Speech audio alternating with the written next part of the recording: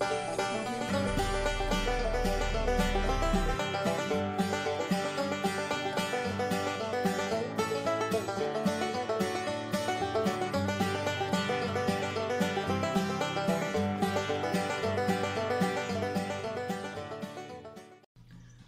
we're going to try the Stainless FX, which is a new patina process. We're going to try it on several metals today, 6 altogether. Aluminum, brass, stainless, mild steel, copper, and galvanized.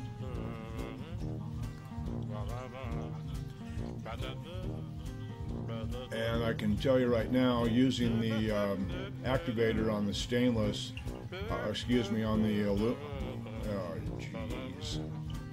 on the galvanized, I could tell right away it was just going to make it kind of dirty and black, and it's a fail. But I wanted to test it and see. I was quite surprised with the copper and the brass. It did a pretty good job. The aluminum coming up, I hate to tell you, is a fail. No matter how much you try and how many applications you do, it mostly wipes off. And I can't explain that metallurgically, but I do know that it didn't leave a very pretty finished product. That might be overcome by leaving the patina on longer, but it's hard to say. You'd have to experiment. The Stainless FX patina was not formulated with anything other than stainless in mind, as I get a lot of requests for stainless patina, but very, very few for aluminum or copper. Most copper patinas require a hot process. All of my patinas are cold process. I don't really like fussing with a hot process patina. It's too time consuming and the results are unpredictable. Plus I don't work with non-ferrous metals hardly at all. But as this video goes along, you'll see that I'll do some close-ups as I can, and you'll see that aluminum and galvanized, which are the galvanized the top underneath the bowl head, and aluminum is one I'm working on right this second. And both of those to me are total fails.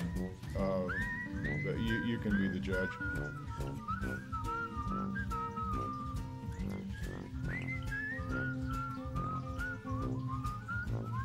The color, some of the color stayed, but then when I wiped it with my finger, wow, that was cool. When I wipe it with my finger or a wet rag, about 90% of it comes off. So that's not too cool. But then again, I didn't formulate Stainless FX to work on anything other than stainless.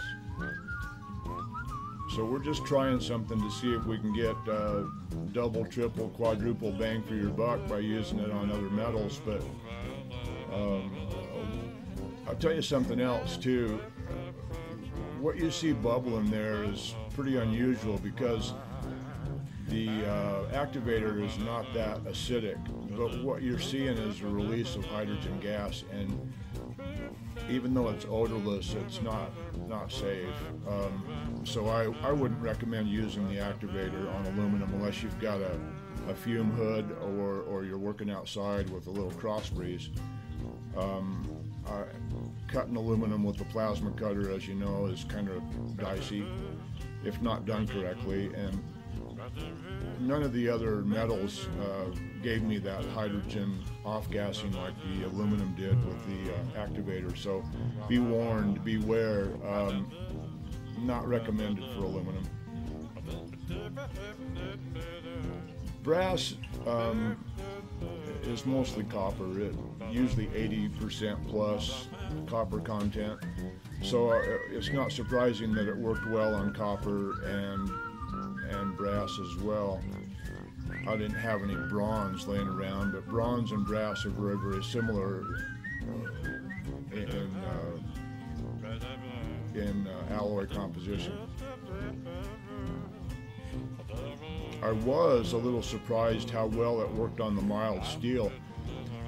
As you can see in the bottom right hand corner, that's just runoff from the stuff above. Here I'm trying not to give up on that aluminum, but it's a dying horse.